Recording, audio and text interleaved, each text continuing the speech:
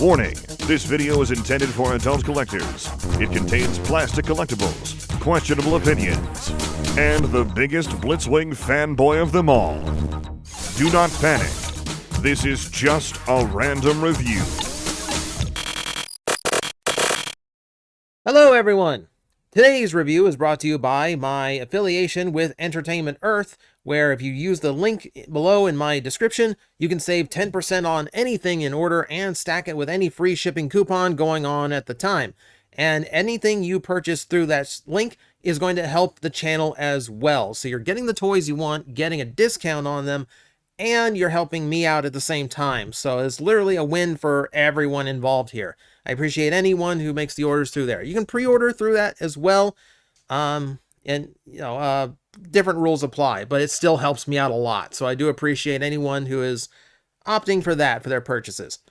Okay, so today we are looking at Core Class Bomb Burst. I rarely talk about Core Class toys because there's really not a whole lot to them. Like, I try to make a review somewhere around 15 minutes or so, but on a Core Class, there's really only so much to talk about, so I don't really get the chance to do it. But Bomb Burst has a few things that we kind of need to go over a little bit, and a few things to be aware of before you buy it. So, for starters, we take a look at him in this space fighter jet mode, and he actually looks really, really good. Like, considering what his robot mode is going to look like, I think everyone was kind of taken aback by just how close to the inner robot it looked from the original stock photos. And it was really cool and really impressive. Like, everyone was trying to figure out how this toy works because, like, it's so different. Like, it's so accurate in both modes to his vehicle and his shell. So how do they do it? Well, you'll see. For starters, we will let you know that it is cast mostly in this kind of sky blue plastic with some gray for the sides / arms. And you can see the rear section there, which is very clearly a pelvis. And yeah, very sparse on the detailing because, of course, it's Core Class. The intakes here on the top, those got painted in gray, and then the canopy itself gets painted in red. Again, always happy when I don't see translucent plastic for no reason. Beyond that, yeah, it's just a nice little space fighter with some nice little detailing to him. They worked in a lot to try and give him some techie look and give him some nice detail greeble to kind of like go over and make it look as sci-fi and high-tech as possible. We look on the front side, we do see this little tip of a gun poking out. And the way it works is really weird. Like, so in order to get this in, you kind of have to leverage it at an angle. You kind of have to put it in and then shove it forward and then leverage it into a gap. It's really hard to explain. Like, even if I like show you what's going on down here, it's still kind of hard to explain exactly what's going on. But like here, I will unhinge it there, push it back, and that lets me remove it. It's not a simple 3 or 5 millimeter peg in, which would make a lot of sense. It's a weird thing they did. But we'll talk about the accessory later. For now, we'll focus on the vehicle mode itself. There are some problems with it, and I don't think you're going to get away on a Core Class figure without having some kind of things that feel a little bit cheap or run down. But in this case, there's a few like obvious things, like the fact that nothing pegs his arms to the side of his vehicle mode, which is kind of frustrating.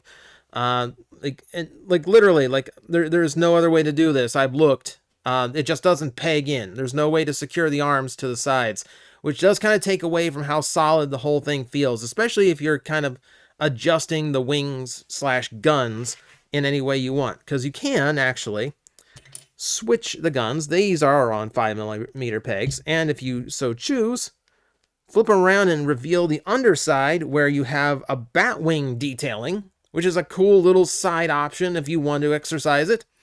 It's a nice little touch. It's a nice little touch.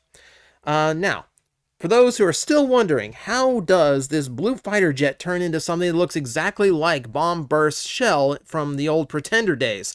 Well, I got news for you. It's because it's just folded up on the underside of the vehicle. This was disappointing. There felt like genuine magic to this toy when all we had were stock photos going, how does it do that? And then we got to actually see it in hand and like, oh, the easiest way, huh? All right. So I guess that takes us into transformation. Do nothing to the arms because they're already loose. The pegs on the legs unfold like so. Rotate the waist around, open up the feet. You might have to push them all the way back first and then push them forward, and that will unlock a little bit there to help you get them out. And then, yeah, just double hinge this down onto his back, and that's it. That's pretty much it. At that point, you can rotate his guns around and have those out, and yeah, there's your core class. There's your bomb burst. You see what I mean about core class not really having enough to fill like a 15-minute video? It's things like that. It usually comes down to how simplistic the transformation is, because I can't really evaluate it. You know, it's the easiest thing in the world. Like the rat trap, the core rat trap was actually complicated for its size. This is the antithesis. This is like literally a two or three step transformation. But hey, guess it's easy for kids, right? It's easy if you want one that's really quick to change and mess around with on your desk, which is what core sizes are good for. So let's actually examine the toy as is. So yeah, the big appeal to this guy is that he just looks straight up like his Pretender shell did in G1. Maybe a little bit more mechanical, because they don't really have like the organic outer and the robotic inner gimmick going on anymore. But for what it is, it's not a bad take on Bomb Burst at all. Looks really wicked. The head came out really, really nice. The tongue inside is painted, which is a nice tiny little detail that they went through. And yeah, he just looks nice overall. So we get to see a lot more of off-white plastic on this figure. It's his lower legs, it's his lower arms, it's his head and torso. The torso itself got a nice coating of maroon paint to match his original form. And then a lot more little details, a little bit of pink around the wrists, a lot of gray down the front of the legs to give him a little bit more pizzazz in the robot mode, and a little bit closer to how he originally looked. There's actually a lot of, for a core class, I guess the counterpoint to having a simple transformation with not a lot of parts going on is there's plenty of room in the budget for paint, because this guy's got quite a bit more paint than some core class figures I've seen. But beyond that, like the playability of the figure itself, like of course that's going to come down to the articulation, but there's a couple other things we can do. One thing I will give it credit on is there is a lot of versatility to this thing. So if I take the wing off, you can see there is a 5mm port on the back that lets you do peg to do whatever kind of weapon combination things you want with that. But also, the tip is a 3mm peg, which means you can get to turn the wings into these big bat wing axes, which is kind of a cool little trick. You can also flip them around so that the vehicle mode wing points forward if you want a more mechanical look. And then, of course, you also have his little tiny pickaxe, like the saddest Fortnite character ever. It looks like one of those little toy axes, like one of those little toy pickaxes you get from like the dig the dinosaur out of the rock toys. Kind of looks like one of those. Probably about as functional as one of those too. Now, there is a little bit more functionality, but this is not as robust or functional as it really should be.